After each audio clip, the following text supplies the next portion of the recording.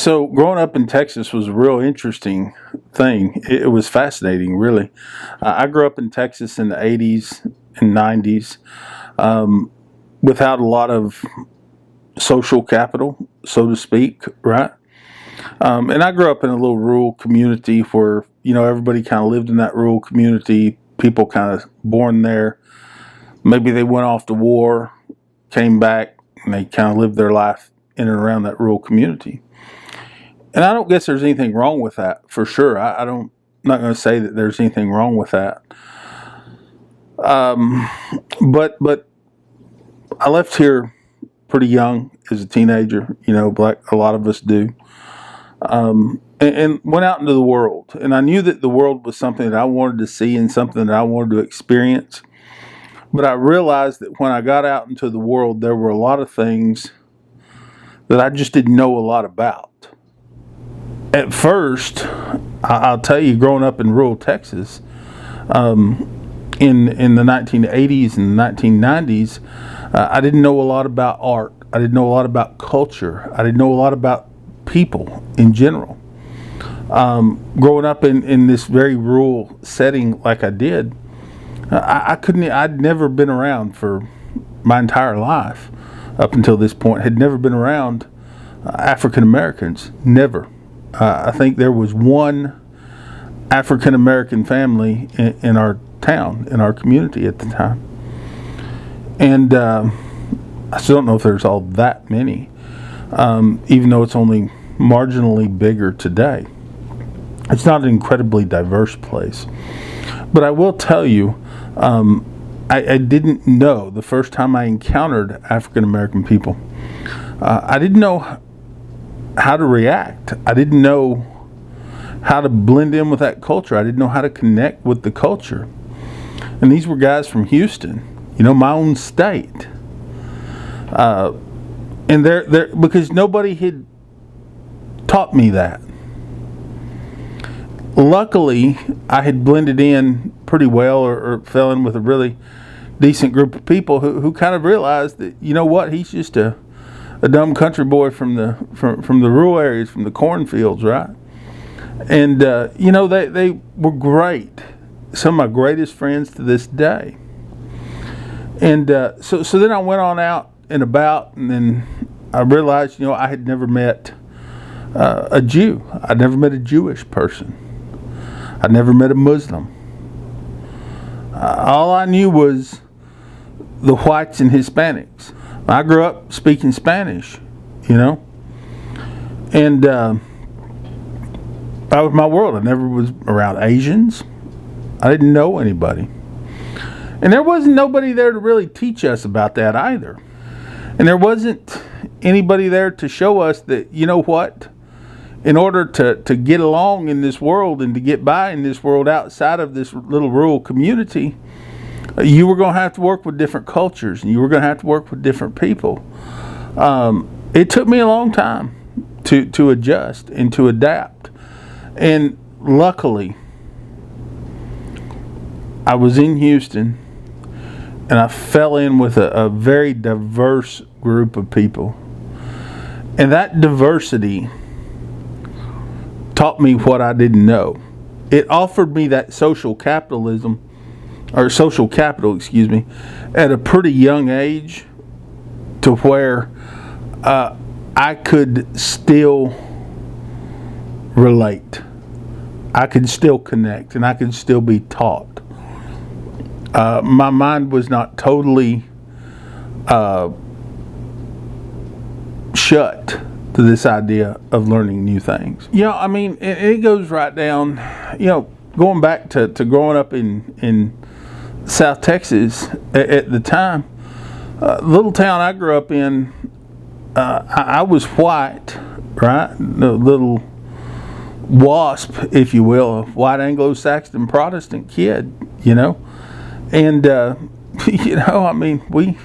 it is what it is, and it ain't what it ain't, But to some extent, I think in this little town that we lived in, we were the minority. There were a lot of Hispanics, South Texas.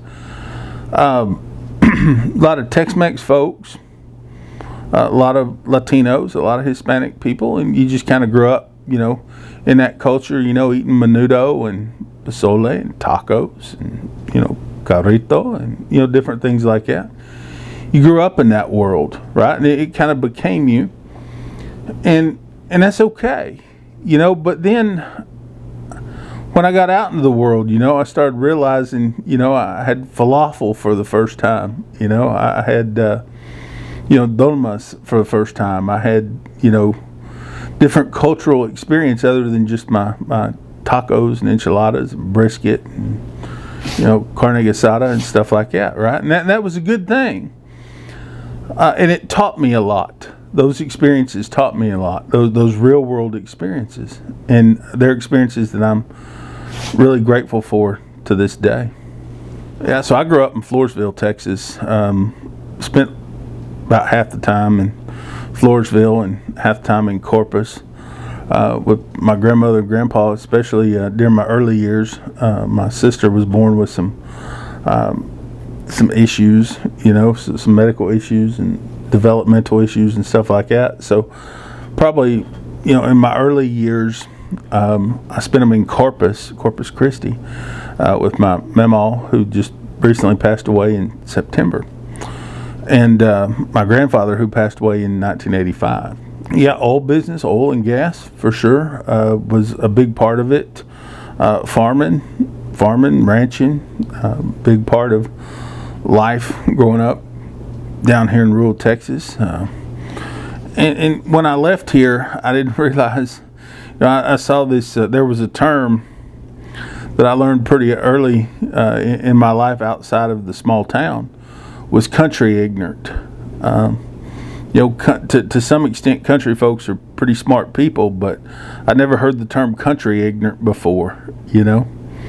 And when people called me country ignorant, I used to get offended to that. But now that I'm older, I kind of realize just exactly what that means. And it's not saying that I'm actually an ignorant human being. I'm just ignorant to the world as a whole. And sometimes we only see this little world through this kind of macro lens, right, of where we are now and how life affects me and, me, myself, and I, right? And I think that as a journalist, as I became a journalist and I became a writer and I went out into the world and I experienced these different things on this road of life, it taught me a lot. It taught me that my country ignorance was good. My being so naive was good to an extent, but I had to get some street smarts. One of the ways I learned pretty quick was to put myself in bad situations. With questionable people and see how they got out of these situations. Take risks. Take a lot of risk. The biggest risk for me was leaving the country. For sure, leaving the rural life. That was a huge risk. That was a huge step for me. But it wasn't necessarily the biggest risk I ever took. The biggest risk I ever took was learning how to write and learning how to connect with people outside of my own WASP white culture, which was deeply conservative Christian, right-wing Republican, straight white American males, as Todd Snyder would say. But I was raised around that, and I'm not saying there's anything wrong with that at all, but it's a different world, and you learn a lot when you get out of it. You learn a lot because of it, and you learn a lot from leaving it too. I think it began to shape me as a writer, as somebody who really thinks a lot about very deep philosophical issues and very deep social issues. I studied sociology and political science in my younger years, very, very deep. And now it only feels like a very logical transition to begin studying this psychology, which is why I've set the bar so high now, coming back to school at the age of 44. But doing all of this, I read a lot.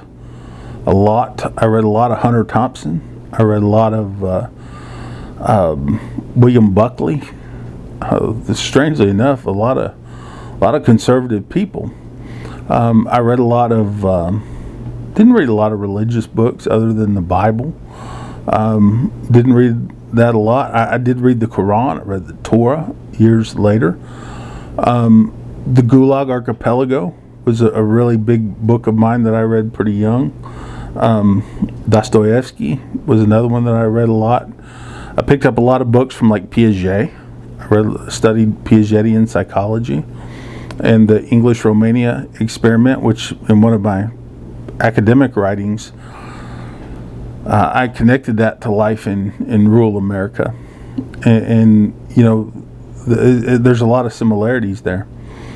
And so then my whole life has been asking one question after another question, after another question, after another question, and always seeking answers to that. So then a guy asked me at 43 years old, he asked me, he says, Matt, why don't you go back to school? Why don't you go to academia?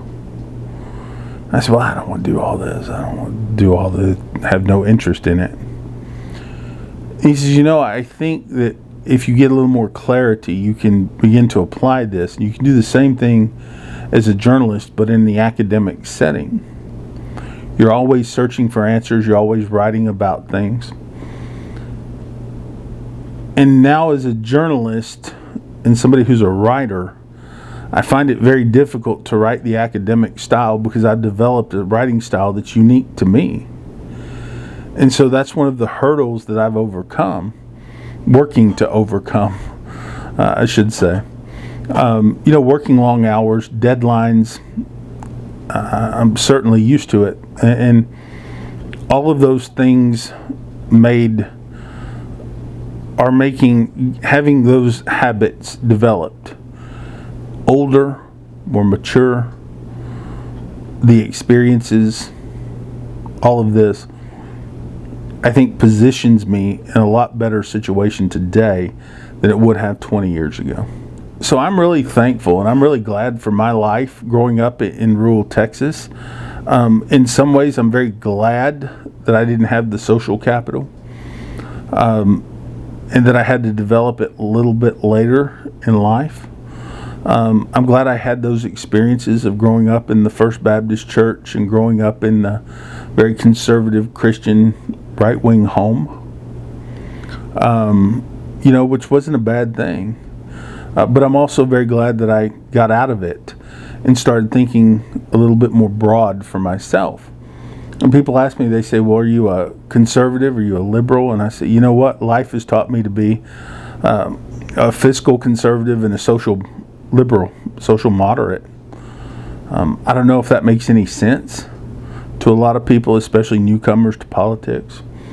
But I think I view the world through that lens.